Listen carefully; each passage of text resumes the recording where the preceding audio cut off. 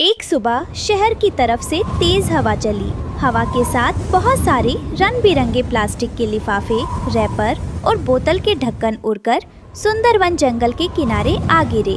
धूप में वे चमक रहे थे। वाह, ये क्या अद्भुत खजाना है! देखो, लाल, नीले और हरे रंग के कितने सुंदर और चमकीले कागज हैं। जंगल के सूखे पत्तों से तो ये लाख गुना अच्छे हैं। आज तो मेरी किस्मत चमक गई। रानो चिड़िया अपने बच्चों के साथ मिलकर अपने घोंसले की सफाई कर रही थी।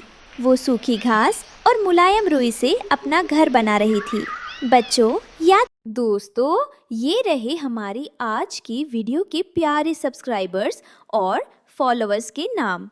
मोना, अरुण सिंह, अपर्णा, देव, निम्रत कौर, प्रीशा गुरुम। जो नहीं चुने गए, चिंता मत करो, अगली बार तुम भी बन सकते हो जंगल के सुपरस्टार। नाम अपनी कहानी में लूं तो देर किस बात की, जल्दी से कमेंट करके अपना नाम रखना। हमारा घर हमेशा कुदरती चीजों से बना होना चाहिए।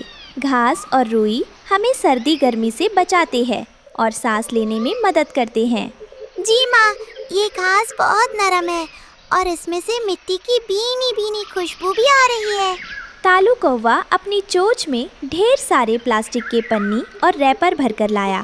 उसने अपने पुराने घोंसले के ऊपर ये चमकीला प्लास्टिक लगाना शुरू कर दिया। तालू जी, आप ये क्या कूड़ा उठा लाए? ये देखने में अजीब लग रहा है और इसमें से बदबू भी आ रही है। कृपया इसे हटा दीजिए। गौरी, तुम समझती नहीं हो, ये मॉडर्न जमाना है। देखो, ये लाल पन्नी कितनी चमक रही है।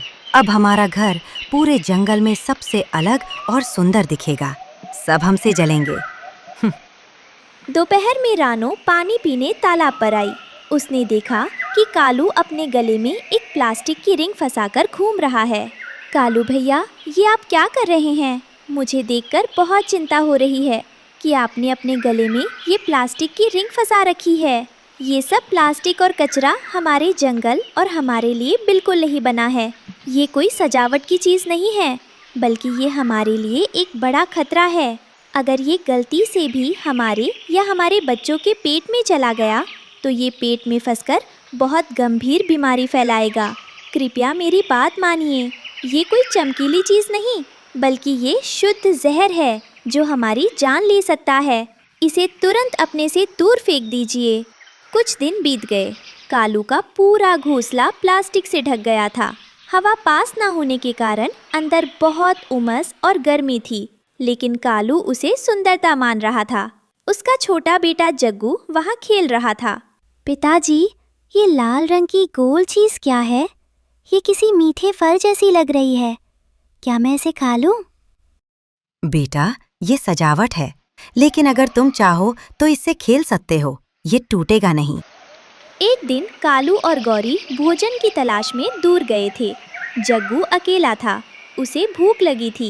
उसकी नज़र घोंसले में लगे एक लाल रंग के छोटे से प्लास्टिक के ढक्कन पर पड़ी। मुझे बहुत भूख लगी है।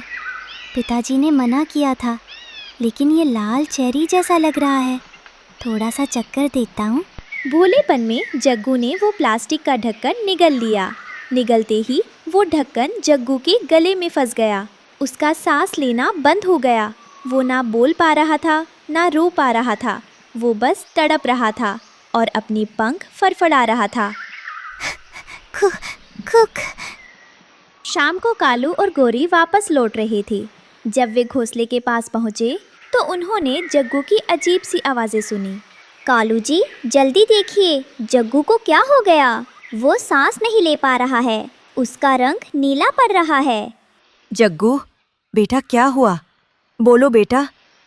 हे भगवान, ये कुछ बोल क्यों नहीं रहा? कोई मदद करो, कोई है? कालू रानो के घर की तरफ बेतहाशा उड़ता हुआ आया। उसकी आंखों में आंसू थे। रानो बहन, अनर्थ हो गया। जग्गू मर रहा है। उसके गले में कुछ फंस गया है। कृपया कुछ करो। तुम बहुत समझदार हो।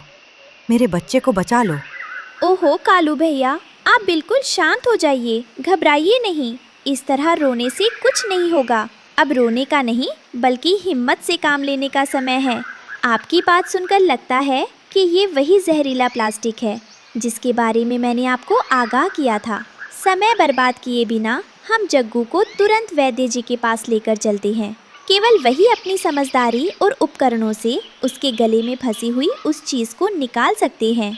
आप जल्दी से उसे सावधानी से उठाइए, मैं आपके साथ चलती हूँ। हमें देर नहीं करनी चाहिए। वे जग्गू को उठाकर वैद्य जी के पास लाए। जग्गू अब बेहोश होने वाला था। वैद्य जी ने जग्गू का मुंह खोला और अंदर देखा। इसकी हालत बहुत नाजुक है। इसके गले में कोई सख्त चीज फंसी है। आप सब इसे कसकर पकड़िए। मुझे इसे बाहर खींचना होगा। इसमें इसे बहुत दर्द होगा। माहौल बहुत तनावपूर्ण था। गोरी और कालू रो रहे थे।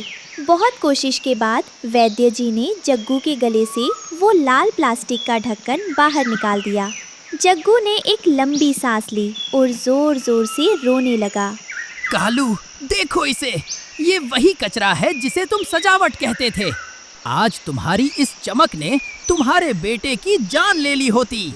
मुझे माफ कर दो बेटे, मुझे माफ कर दो गौरी। मेरी झूठी शान और चमक के लालच ने आज मेरा घर उजाड़ दिया होता। रानो, तुम सही थी। ये प्लास्टिक सुंदर नहीं, ये तो मौत है। अगली सुबह नज़ारा बदल चुका था।